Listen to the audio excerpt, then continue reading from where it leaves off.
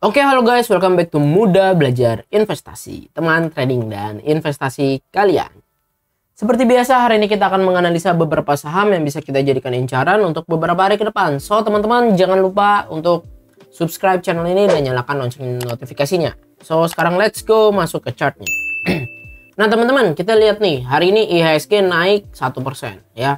Kemarinnya juga waktu di hari Selasa, di hari Selasa 21 Maret itu naik 1,2%. Yang menariknya hari ini kenaikan IHSG ya, volumenya cukup baik. Nih teman-teman bisa lihat nih, hari ini regular marketnya aja udah 12T dan dari pasar negosiasi 3,3T ya, total transaksinya itu 15T. Nah teman-teman, kalau misalkan kita lihat di sini foreign juga ada jual beli yang cukup besar ya. Belinya 7T, jualnya juga 7T. Cuman belinya 7,2T. Jadi ada selisih 200 miliar lah ya. Kalau misalkan kita ngelihat hari ini sebetulnya tuh si foreign itu net buy. Net buy-nya itu 2,27T. Ya. 2,27T. Jadi ya cukup baik. Foreign ini ada akumulasi cukup baik ya.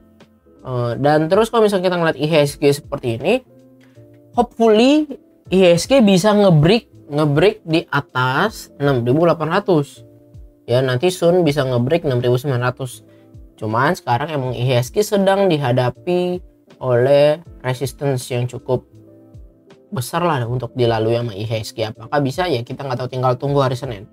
Dan yang menariknya hari ini kan hari Jumat gitu ya, hari Jumat jarang banget hari Jumat closing dengan volume transaksi luar biasa dan hijau 1%, itu agak sedikit jarang. Jadi menurut gue IHSG ya, kalau misalkan dia berhasil close di atas 6.800 ke depannya, IHSG soon bakal bagus.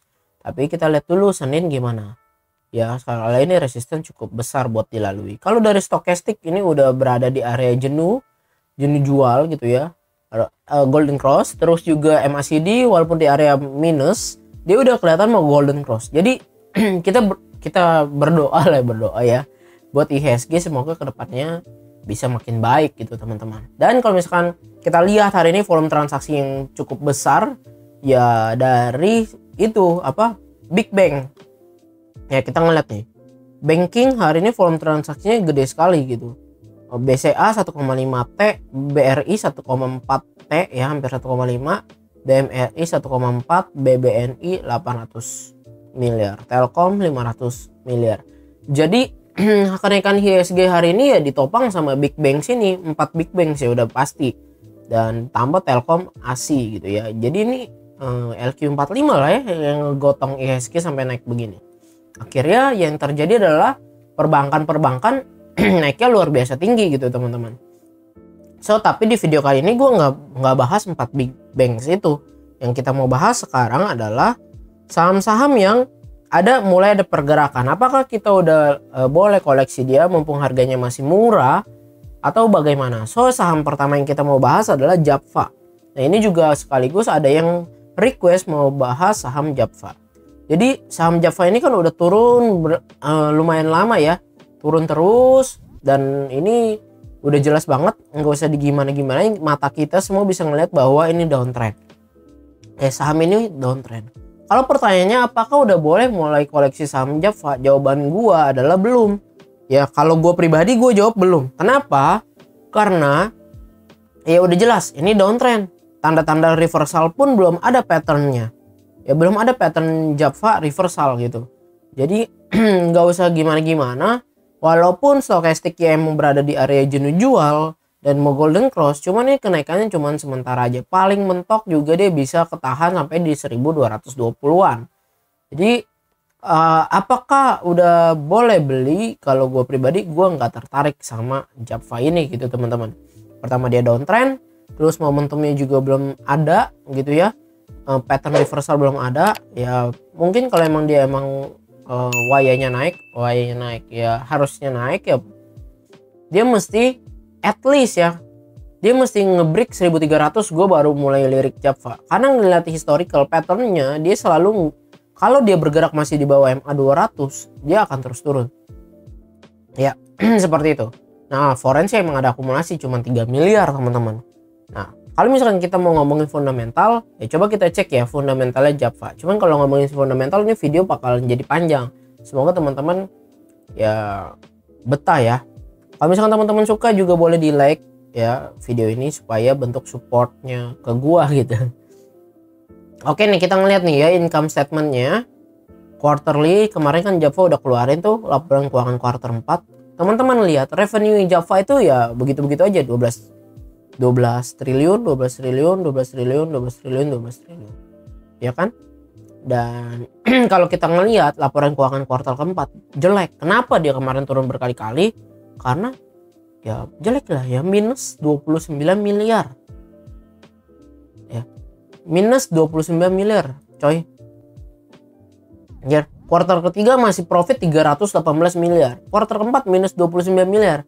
Apa yang terjadi? Ya, apa yang terjadi kok bisa minus? Kenapa nih laba usahanya tergerus habis sama total beban usaha? Total beban usahanya ini naik sampai 1,3 T. Ya, sedangkan kuartal-kuartal kemarin ya 1,1 T. Nah, ini teman-teman laporan keuangan buruk. Ya, laporan keuangan buruk, IPS-nya minus, kuartal keempatnya ya kan, PE ratio-nya minus ya. Jadi kalau udah ngomongin fundamental udah jelas Java menurut gua jelek kuartal keempat. Nah, kalau misalnya kita ngeliat balance sheet ya, kita ngeliat balance sheet gitu ya. Kita lihat price book value, dia udah di harga wajarnya. Kalau misalnya kita tahu ya harga wajar price book value kan di 1 gitu ya. Kalau teman-teman masih bingung tentang fundamental, nanti ya coba gue buatin lagi. Waktu itu udah sempat buat, cuman belum ke-upload. Jadinya kayaknya mesti gue revisi. Ya, price book value-nya si Java ya sebetulnya udah dibilang murah ya nggak murah, dibilang mahal ya nggak mahal. Emang harganya segitu pantasnya gitu ya kalau dilihat dari price book value. Tapi dari laporan keuangan kuartal keempat udah ya jelek. So, untuk Java kesimpulannya kalau dari gua belum menarik sama sekali. Karena masih downtrend dan fundamental laporan keuangan juga jelek. Apa ya, nggak ada momentumnya buat kita beli. Jadi so next ke saham berikutnya aja ya. Tapi bagikan juga pendapatan gitu. Bagikan juga pendapat kalian di kolom komentar. Siapa tahu ada pendapat menarik yang kita bisa saling diskusi mengenai saham Java ini. Oke, lanjut RALS. Ada yang request juga mau bahas RALS. Karena apa? Karena menjelang lebaran nih, bulan puasa biasanya nanti lebaran orang pada belanja. Yang paling kita tahu belanja di Ramayana ya kan. Ya gue nggak di endorse Ramayana ya teman, kebanyakan kan Ramayana emang banyak promo-promo, diskon-diskon ya, harganya terjangkau lah ya. Dan kebetulan juga hari ini Ramayana naik 5% ya. Kita bahas nih dari pola teknikalnya si Ramayana atau RALS ini. Kenaikan 5%-nya dia emang volumenya cukup menarik ya, cuman masih kecil lah ya, masih receh. Nih kalau kita ngelihat RALS hari ini emang big akum tuh. Ya, volume net value-nya itu cuman 1,8 miliar teman-teman. Dan foreign akumulasi 1 miliar. Ya, foreign akumulasi 1 miliar. Makanya si RALS ini hari ini naik 5,6%. Pertanyaannya, kalau kita mau beli RALS nanti buat simpen sampai habis lebaran boleh gak? Jawabannya terserah teman-teman ya. Kalau gue pribadi ngelihat polanya si RALS ini, dia itu lagi berusaha kembali ke tracknya. Jadi dia waktu naik ya dia turun. Sebetulnya penurunan ini jelek kalau misalnya kita ukur pakai Fibonacci ya. Penurunan dia ini udah jebol tuh di 38,2, ini udah jebol di 620. Cuman hari ini kenaikan dia menurutku bagus. So kalau misalnya kita mau koleksi si RALS ya, menurut gua kalau dia ngebreak 660 ya, 660 670 ya gitu ya, itu boleh sih, boleh aja buat buy. Target terdekatnya itu bisa ke 710, tapi teman-teman ukur dulu apakah dengan target ini worth it ya. 7% gitu ya, 7% nih. Kalau dia ngebreak 660 kita dapat profit 7%. Stop loss ya kalau jebol dari candle yang inilah ya, candle yang ini 6%. Jadi risk and rewardnya ya 1:1. Kalau misalnya kita ngeliat dari stokastik ini menarik karena dia golden cross di area jenuh jual. Sedangkan MACD histogramnya juga kelihatan akan jadi plus dikit lagi dan golden cross. Foreign akumulasi. Momentum yang terjadi adalah lebaran gitu ya. Ya apakah ini bisa dimanfaatkan untuk take profit sementara? Dan kalau untuk ngomongin RALS begini ya, kalau gue pribadi emang gue nggak target tinggi-tinggi kalau misalkan emang dia beneran break gitu ya, apalagi kalau dia ngebreak MA50 di 660 boleh kita beli, tapi targetnya jangan terlalu tinggi-tinggi banget ya. 700 aja menurut gue itu udah area TP banget ya. Dan big akum nih terjadi akumulasi, average-nya mereka 640 ya. Kalau gue pribadi sih gue maunya nunggu dia ngebreak 660 ya. Tapi kalau teman-teman mau dapat average best price yang aliran buy on weakness, kalian boleh area buy itu di 640, itu sangat teramat boleh ya. Yang penting stop lossnya kalau jebol Fibonacci 38,2 ke bawah ya stop loss dulu. Kalau emang kalian adalah area stop lossnya lebih lebar lagi ya boleh juga stop lossnya kalau jebol 580 ke bawah. Kenapa? Karena MA200 kalau kejebol ya berbahaya. Kalau MA200 sudah kejebol pasti turunnya makin dalam. So itu untuk RALS. Bagikan pendapat kalian ya. Kayaknya RALS nggak perlu kita bahas fundamental lah ya. Nanti teman-teman bisa lihat sendiri aja, karena RALS ini kita ngomongin tentang momentum aja, ngomongin momentum. So lanjut lagi S hardware. Nah S hardware, coba kita lihat kenapa S hardware ada yang bertanya menarik gak ya, karena hari ini naik 4%. Jawabannya yang pertama, S hardware ini masih sangat downtrend ya. Ini lebih downtrend dari Java ya, lebih downtrend dari Java. Padahal S hardware sendiri kita tahu bahwa S hardware adalah perusahaan yang neracanya balance sheet sangat-sangat amat kuat ya. Ini tuh dia kalau kita ngomongin fundamental, S hardware sangat amat kuat untuk neracanya. Pokoknya di perusahaan nggak bisa bangkrut lah harusnya, karena neracanya bagus banget. Nah terus pertanyaannya, kalau misalnya kita mau beli S hardware boleh gak? Jawabannya tergantung plan kalian masing-masing. Nah kalau misalnya kita ngeliat begini, sebetulnya ini ada pergerakan yang menurut gue menarik. Kenapa? Ini ada divergence namanya. Divergence ini bullish, hidden bullish divergence. Nah teman-teman lihat ya, fokus ke garis yang di sini MACD ya, dan juga pergerakan harga. Nih sebelumnya gue bahas lagi nih teori buat review, siapa tahu lupa. Bullish hidden divergence, pergerakan harga semakin naik, MACD-nya turun. Nah kita ngeliat nih ke si S hardware. Dari sini dia tuh naik, harganya pergerakannya naik ya. Terus MACD-nya indikatornya turun ke bawah.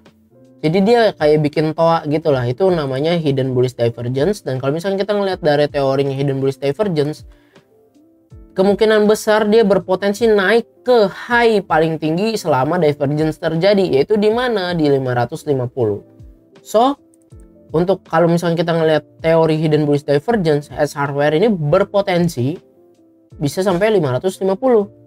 Nah tinggal tentuin aja titik buy-nya di mana ya kan. Nah buy-nya di mana? Pertama ada beberapa plan teman-teman, ini gua hapus dulu ya. Pokoknya targetnya kalau dari itu 550. Yang pertama teman-teman bisa ngelihat sebetulnya ini S hardware ini breakout sih, kalau misalkan cuman volumenya aja yang nggak memadai. Nah kita misalkan ngeliat ya konsolidasinya dia ini kan udah cukup cakep ya. Ini konsolidasi di harga di sini-sini aja dan dia breakout tuh, break ya kan. Nah ngebreak ini teman-teman kalau misalkan emang mau buy on pullback gitu setelah dia breakout, beli di 460 menurut gue itu adalah best price. Coba kita lihat tuh ya, average-nya itu di hari ini akumulasi nominal small akum di 462. Jadi 460 menurut gue itu area buy juga ya, area buy. Kalau misalnya kita entry di 460, tunggu dia pullback ya, stop loss-nya kalau dia jebol low, kita ambil low-nya candle yang di sini ya, tanggal 16 Maret low-nya itu di 436. Jadi kalau dia jebol 430 ya kita jual lah ya 432 deh. Nah 6,5%. Oke, kita berasumsi besok dia bisa pullback hari Senin, beli di 460. Oke, nah, targetnya kita di 540 aja. Oke, kalau dari teori sih dia bisa ke 560, cuman kita nanti tinggal hold pakai trailing stop aja lah ya. Nah ini untuk S hardware. Menurut kalian S hardware menarik gak? Foreign sih beli 11 miliar. Terus hari ini small akum total net value itu 15 miliar teman-teman. CS beli tuh 6,8, cuman AK jual 6,5 miliar. Nah average base price nya di 460. Menarik gak buat kita koleksi? Bagikan pendapat kalian ya. Menurut gue sih ini S hardware lumayan menarik teman-teman, lumayan menarik ya. Mungkin dia akan nggak bakal langsung cepat ke 540, kayaknya mustahil langsung ke kencang begitu.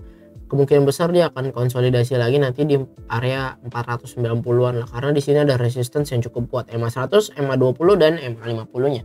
Tapi kalau ngebreak itu ya 500, misalkan S hardware ngebreak gitu ya, menurut gue itu akan lebih kencang lagi buat sampai ke 550. Ya, coba kalau misalkan dia ngebreak di situ, kita masih punya target gitu ya, masih punya potensi 8%an juga loh. Jadi boleh plannya terserah, pullback di 460 atau tunggu break 500. Kembali ke style kalian masing-masing. Oke, buy on weakness, buy on pullback, atau buy on breakout MA 150 dan 20-nya di harga 500. So, bagikan pendapat kalian mengenai saham S Hardware ini. Oke ya. Lanjut ke saham berikutnya, yaitu DRMA. Nah, DRMA Dharma ini kita coba cek. Soalnya hari ini naik 7%. Kenaikan dia kita mau analisa ya. Ini kenaikannya yang cukup baik sih menurut gua, karena dari Fibonacci dia udah naik dan dia pullback di golden ratio. Kemarin dia bikin doji ya, dan hari ini dia rebound 9%. Wah, ini kelihatan ini saham tuh masih sangat uptrend ya. Nggak sangat uptrend deh, masih uptrend, karena dia turunnya sampai ke golden ratio 38,2. Kalau misalkan dia turun cuma sampai 61,8 dan dia rebound kenceng, itu sangat uptrend. Nah, teman-teman kalau mau belajar Fibonacci, tinggal lihat aja ke playlist belajar teknikal. Di situ gue udah jelasin panjang,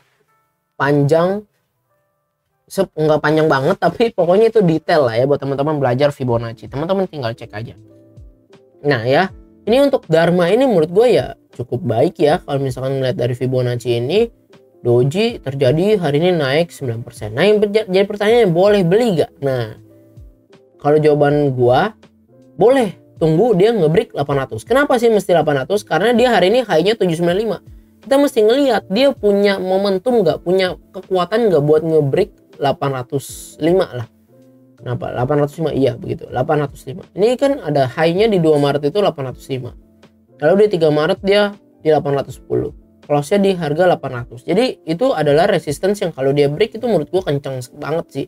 805 810 kalau dia ngebreak itu menurut gua cukup baik. Ya. Hari ini foreign beli 7,7 miliar ya. Foreign akumulasi terus tuh. Selama penurunan foreign masih terus enggak ada yang net sell. Enggak ada yang net sell. Dan kalau misalnya kita ngeliat dari stokastik, menarik. Dia golden cross di area jenuh jual. Dan MACD-nya histogram emang masih minus. Tapi untuk MACD-nya sendiri line-nya itu masih plus. Jadi ya kembali ke plan masing-masing. Kalau menurut gua DRMA kayaknya menarik kalau dia ngebreak 805. Ya. Menurut kalian DRMA gimana? Kalau misalnya kita ngeliat base price hari ini dia di 780, small distribusi sedikit ya. Kalau misalnya kita ngeliat selama dari penurunan dia 9 Maret kita lihat ya. 9 Maret sampai hari ini big akum loh. Foreign juga masih beli itu, dan average mereka di 807 ya. Average mereka nih yang akumulasi masih tinggi-tinggi loh teman-teman, 869 ya. Biasanya big money ya nggak mau ngerugi guys sih. Ya kayaknya masih bisa lah berpotensi sampai ke 900. Jadi ya kita punya plan, misal kita punya plan buy breakout. Kalau dia ke breakout 805, targetnya kita ya di 890 lah ya. Sebetulnya sih pada intinya kita pakai pantau dengan trailing stop aja kalau misalnya udah floating profit, karena ya supaya nggak balik turun kita nggak jadi balik rugi ya. Pokoknya teman-teman harus punya keyakinan bahwa apa yang udah hijau jangan sampai balik rugi dengan kita greedy. Oh kayaknya mau profit lebih banyak, udah trailing stop aja. Oke. Nah, bagi yang pendapat kalian untuk saham DRMA ini ya, dan kayaknya gue mau bahas satu saham lagi yang masih nyambung sedikit, MPPA Matahari ya kan. Tadi udah Ramayana, sekarang kita mau bahas Matahari. Bedanya Matahari ini dengan Ramayana emang downtrend tapi udah kelihatan reversal, benar gak? Kita ngeliat ya Sirals, coba kita kita lihat. Nah, mana sih? Nah, nih Sirals nih. dia udah agak reversal, kayaknya jelek lah ya, nggak kelihatan. Gue buka satu lagi aja. Ini dia, perhatiin dia turun. Nah ini RALS, kita lihat dia turunnya tapi udah nge breakout. Jadi candlenya itu dia udah berhasil close di atas moving average 50 dan 100, dan 100 MA 200 ini udah golden cross. Ini candle udah golden cross semua nih, kecuali MA 20 ke MA 50. Makanya kalau besok dia break berpotensi. Tapi kalau MPPA, teman-teman perhatiin ya, MPPA ini masih sangat downtrend, turun terus ya. Kalau misalnya kita ngeliat stokastik yang emang udah golden cross dan di area jenuh jual, cuman MACD-nya masih minus, histogramnya juga, dan foreign juga belum akumulasi, cuma 590 juta doang gitu ya teman-teman. Dan kalau misalnya kita ngeliat dia masih big distribusi besar nih, coba kalau ngeliat hari ini doang, untuk MPPA masih small distribusi. So untuk MPPA, daripada MPPA gue masih lebih menarik buat RALS gitu, buat Ramayana. Kenapa ya? Ya gini, MPPA juga harganya udah di 8, masih di 86 dan masih sangat amat downtrend. So, tapi bagi pendapat kalian juga ya.